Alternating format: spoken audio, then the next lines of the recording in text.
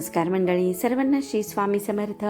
पावसाळा सुरू झालेला आहे, निसर्ग खूप सुंदर दिसतो आहे, पण त्याचसोबत आपल्याला काही टेन्शन येतात. घरातील कपड्यांना वास, आपण स्टोअर केलेल्या धान्याला किडे, आळ्या, ह्या गोष्टींना आपल्याला त्रास होतो. मग हे टेन्शन तुम्हाला पण आहे का? तर आता टेन्शन घ्यायचं नाही, कारण हा व्हिडिओ फक्त तुमच्यासाठी आहे आणि ह्यामध्ये काही भन्नाट टिप्स सांगणार आहे ज्या आपण अगदी घरच्या घरी करू शकतो. चला व्हिडिओला सुरुवात करूया.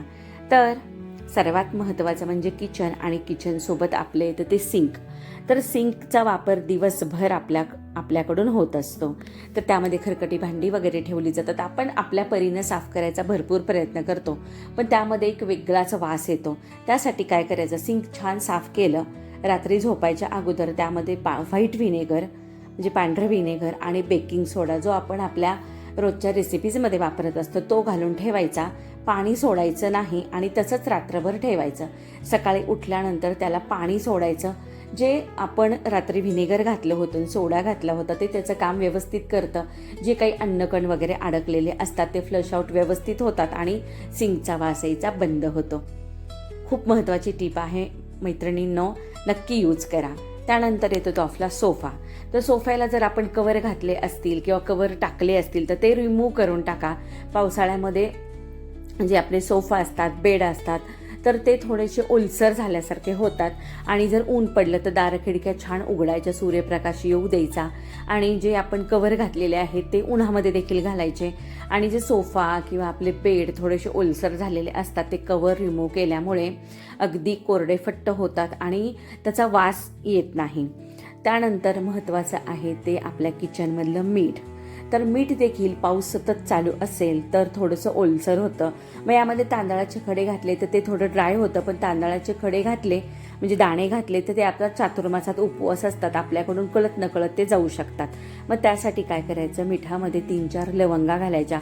जरी आपल्याकडून खाद्यपदार्थामध्ये कोणत्या जरी केले तर लवंग उपवासाला चालतेच.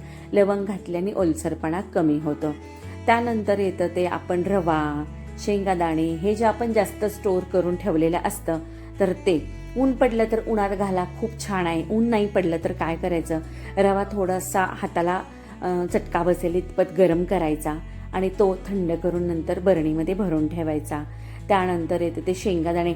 जे होल स्पायसेस आहेत आपले शेंगादाणे किंवा जे हरभरे, चणे, नंतर कडधान्य, मटकी, मूग, ह्या ज्या आपण जास्त स्टोअर करून ठेवलेल्या गोष्टी आहेत त्या तुम्ही अगदी ऊन पडलं तर उन्हात घाला. नसेल आपल्याकडे ऊन तर आपण काय करायचं, ते थोडंसं कढईमध्ये घालायचं, ते गरम करायचं आणि थंड करून परत बरण्यांमध्ये भरून ठेवायचं. तुम्हाला जर शक्य असेल तर शेंगादाणे वगैरे तुम्ही भाजून ठेवले तर अतिउत्तम आहे. नाही भाजणं झालं तर इतपत आपल्याला गरम करायचे ते हाताला चटका बसेल इतपत. रवा देखील मी नेहमी म्हणजे पावसाळ्यातच नाही, अगदी वर्षभर मी रवा आणला की तो छान चाळून घेते आणि नंतर तो आपल्याला हाताला चटका बसेल इतपत गरम करते. किंवा शिऱ्याचा रवा वेगळा तो भाजून ठेवते आणि उपम्याचा रवा वेगळा थोडंसं तेल घालून भाजून ठेवते. कारण आपल्याकडून कधी कधी पूर्ण रव्यामध्ये जर तेल किंवा तूप घालण्यात आलं तर त्याचा वास येतो, म्हणून काही कोरडा भाजते, काही तेल किंवा तूप घालून मी वेगळा भाजून ठेवते. आणि ह्या अशा गोष्टी छोट्या छोट्या असतात बरं का, पण ह्या अशा आपल्या किचनमध्ये आपण ह्याचा वापर केला ह्या टिप्सचा तर आपण जे महागा मोलाचं आणलेलं असतं धान्य किंवा जो किराणा तर तो जास्तीत जास्त दिवस टिकतो आणि आपल्याकडून त्याचा जे काही आळ्या किडे लागतात ना ते लागत नाहीत. त्यामुळे ह्या अगदी छोट्या छोट्या गोष्टी आहेत, पण आपण ह्याचा उपयोग नक्की करून घ्या आपल्या किचनमध्ये. आणि ह्या ज्या गोष्टी आपण आता उन्हाळ्यामध्ये भरून ठेवलेल्या आहेत, आता समजा मी हे जास्तीचं आणून ठेवलं कारण आता सण येतात, मग सणांमध्ये ह्या गोष्टी आपल्याला हाताशी पाहिजेतच, म्हणून हे रवा किंवा शेंगादाणे आपण आणून ठेवलेले असतात ते असे आपण स्टोअर करून ठेवायचे. त्यानंतर येतात ते आपण ट्रॉल्या असतील किंवा आपल्याकडे फर्निचर असेल तर कॉक्रोच किंवा झुरळ होण्याचं खूप प्रमाण वाढतं. तर त्यासाठी ना हे हीट खूप परिणामकारक आहे आणि खूप चांगला इफेक्ट होतो. माझ्या घरामध्ये अजिबात झुरळ नाही. फक्त इतकंच आहे की 15 दिवसातून 30 दिवसातून म्हणजे महिन्यातून एकदा मी साफ केल्या ट्रॉल्या किंवा माझी कपाटं तर कोरडे करून घेतल्यानंतर हे हीट लावते. पूर्वी हे खूप मोठ्या साईजमध्ये होतं, पण आता DMartमध्ये हे अगदी 99 रुपयाला सुद्धा उपलब्ध झालेलं आहे. आपण जो महिन्याचा किराणा भरतो DMartमधून कोणत्याही मॉलमधून, तर तिथून आपण हे हीट आणू शकतो. त्यानंतर येतात ह्या डांबर गोळ्या, ह्याला आमच्याकडे डांबर गोळ्या म्हणतात, पण ह्यासुद्धा खूप उपयोगी आहे. नेफ्थलिनच्या गोळ्या ह्याला म्हटलं जातं.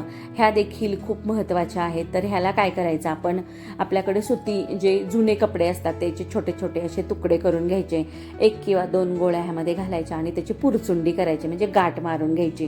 तर आपल्याला किती ठिकाणी ठेवायचं आहे तितके आपल्याला करायचे. तर आता आपल्याकडे समजा 2-3 वॉर्डरोब असतील तर आपण तिथे एक असं एका साईडला ठेवायचं आहे, किंवा आपले जे कपाटं आहे ज्याच्यामध्ये आपण काही सामान ठेवतो, वर्तमानपत्र किंवा पुस्तकं, तर त्या ठिकाणी देखील आपल्याला ठेवायचं आहे. आणि हे ना इतकं चांगलं काम करतं. आता ह्याचं थोडासा डार्क स्मेल येतो, आपल्याला वाटेल हे असंच ठेवलं तर त्याचा खूप डार्क स्मेल येतो. मग आपण कपड्यामध्ये जर ह्याला असं बांधून ठेवलं ना, त्याचा थोडासा कमी होतो वास. आणि जे आपले जरीच्या साड्या आहेत, जरीचे कपडे आहेत, किंवा प्युअर कॉटनचे जे आपण सर्रास वापरत नाहीत, किंवा जास्तीच्या उशा हे आपण पाहुणे आल्यानंतरच काढतो ना, तर त्या ठिकाणी आपल्याला हे ठेवून द्यायचं आहे आणि वॉर्डरोब बंद करायचं आहे. मधून दिवसभरामध्ये 1-2दा ते वॉर्डरोब आपण ओपन करायचं. दार खिडक्या उघडल्यानंतर फॅन लावायचा आणि छान हवा खेळती राहून द्यायची. खूप असं गच्च वॉर्डरोब कोणतेच भरायचे नाहीत. हवा खेळती असेल तर छान सगळ्या वस्तू टिकतात. त्यानंतर आपलं जे वॉश बेसिंग आहे तिथे सुद्धा 2 गोळ्या टाकून ठेवायच्या, म्हणजे आपण हात धुतो किंवा तोंड धुतो तिथे वास येत नाही. त्यानंतर महत्त्वाचा आहे तो आपला मसाले डब्बा, जो आपल्याला दैनंदिनीमध्ये खूप लागतो आणि आपल्याकडून ओले हात किंवा ओले चमचे त्यामध्ये घातले जातात. तर त्यासाठी काय करायचं, मसाला डब्बा छान स्वच्छ करून घ्यायचा. त्यामध्ये खाली टिश्यू पेपर, जे नॉर्मल पेपर असतो आपल्याला प्रत्येक घरामध्ये उपलब्ध असतो, तो खाली घालून ठेवायचा आणि त्यावरती सर्व वाट्या अशा ठेवून घ्यायच्या, जेणेकरून आपल्याकडून समजा एखादा चमचा ओला गेला किंवा आपला हात ओला लागला तर ते पदार्थ ओले होत नाहीत. तो टिश्यू पेपर ओलेपणा शोषून घेतो. आणि त्यानंतर जे झाकण आहे आपण लावणार आहोत, त्या झाकणाला देखील वरून असे 2 टिश्यू पेपर लावायचे, जेणेकरून बाहेरची ओल जी जायची असते ती जात नाही आणि आतील जे मसाले आहेत ते एकदम कोरडे राहतात. खूप छोटी पण खूप महत्त्वाची ही टीप आहे. प्रत्येक गृहिणीने ह्याचा वापर नक्की करावा. काही गृहिणींना माहिती देखील असेल, पण ज्यांना नाही त्यांनी नक्की करावा.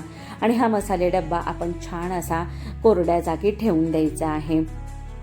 आणि त्याचसोबत आपण जी खाली टिश्यू पेपर टाकला त्या वाट्यांच्या ना, त्यामध्ये देखील आपण एखादा पदार्थ सांडला तर तो पटकन आपल्याला रिमूव्ह करून तो क्लीन करता येतो. ही सुद्धा एक महत्त्वाची टीप आहे.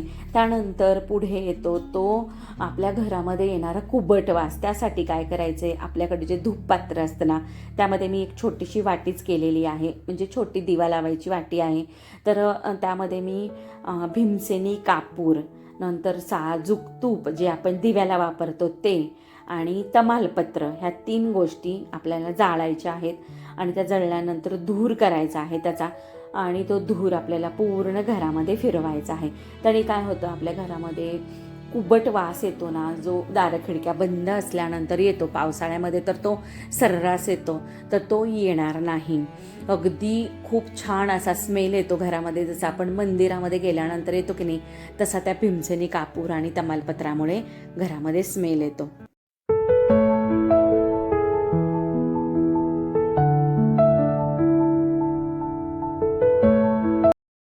त्यानंतर खूप महत्त्वाची टीप आहे मैत्रिणींनो, कारण प्रत्येकाच्या घरोघरी उन्हाळ्यामध्ये लोणचं घातलं असेल. मी ह्या वर्षी घातलं नाही, आमच्याकडे घालायचं नव्हतं म्हणून. जास्त क्वांटिटीमध्ये लोणचं घातलं तर ते पावसाळ्यामध्ये हमखास खराब का होतं. त्यामध्ये आपण कोणताही चमचा, उलथणं, पळी जे काय घालतो ते न घालता आपण काय करायचं, जेव्हा आपल्याला लोणचं काढायचं आहे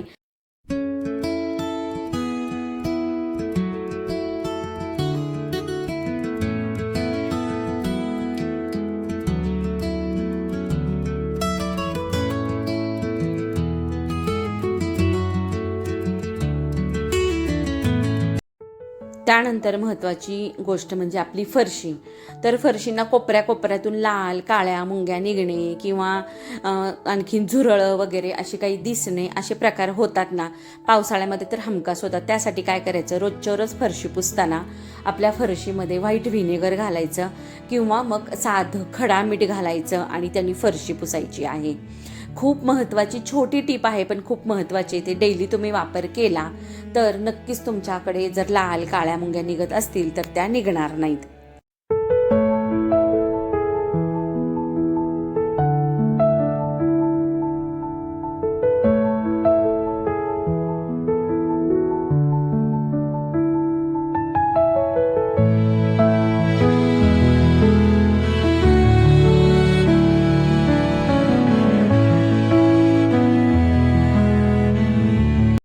आणखीन एक महत्त्वाची गोष्ट म्हणजे आपण घरामध्ये स्मेल छान येण्यासाठी वेगवेगळे महागडे इसेन्शियल ऑइल वापरतो. त्यापेक्षा काय करायचं, आपल्याकडे समजा अशी स्प्रेची जुनी बॉटल असेल ती छान स्वच्छ करायची, त्यामध्ये साधं पाणी घालायचं, 2 कापराच्या वड्या घालायच्या आणि 2 ते 3 लवंगा घालायच्या आणि ते छान मिक्स करायचं.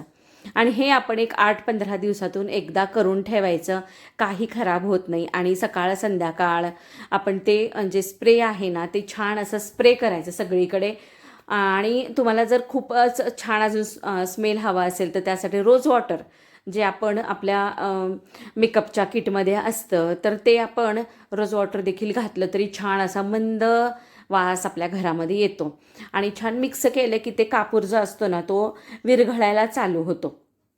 आणि आपण जेव्हा धूप दीप लावतो ना तेव्हा किती छान स्मेल होतो. भीमसेनी कापराचा तर खूप छान वास येतो हा स्प्रे आपण आपल्या घरामध्ये केल्यानंतर. एकदम साधी सोपी ही टीप आहे. हे सगळ्या वस्तू आपल्या घरामध्ये अवेलेबल असतात मैत्रिणींनो, त्यामुळे नक्की करून बघा. त्यानंतर सर्वात महत्त्व म्हणजे ज्याकडे प्रत्येक मैत्रीण दुर्लक्ष करते ते आपलं आरोग्य. घर तर आपण स्वच्छ ठेवतोच, पण सगळ्यात महत्त्वाची गोष्ट आहे ती विसरतो आपण, आपलं आरोग्य. पावसाळ्यात आपलं आरोग्य थोडंसं पचनशक्ती मंदावते, त्यामुळे ताजे गरम अन्न, सिजनेबल फळं अवश्य खावीत आणि पाणी फिल्टरचं असेल तर उत्तम, नसेल तर जे कोणतं पाणी आहे ते आपण उकळून घ्यायचं आहे, थंड करून प्यायचं आहे. पावसाळ्यात आणि पवित्र चातुर्मासात आपण आपल्या शारीरिक, मानसिक आणि भावनिक आरोग्याची पूर्ण काळजी घेण्याचा दृढ संकल्प करायचा आहे. घर स्वच्छ, मन प्रसन्न, तब्येत उत्तम असेल तरच आयुष्यात खरी समृद्धी येते. आणि त्यासाठीचा हा छोटासा व्हिडिओ आहे. मैत्रिणींनो, कसा वाटला कमेंट करून नक्की सांगा. आवडला असेल तर एक लाईक नक्की करा. आणि माझे व्हिडिओ तुम्हाला कसे वाटतात, आवडतात तरी कमेंट करा, नसतील आवडत तरीही कमेंट करा मैत्रिणींनो. परत भेटू नवीन व्हिडिओमध्ये. नमस्कार.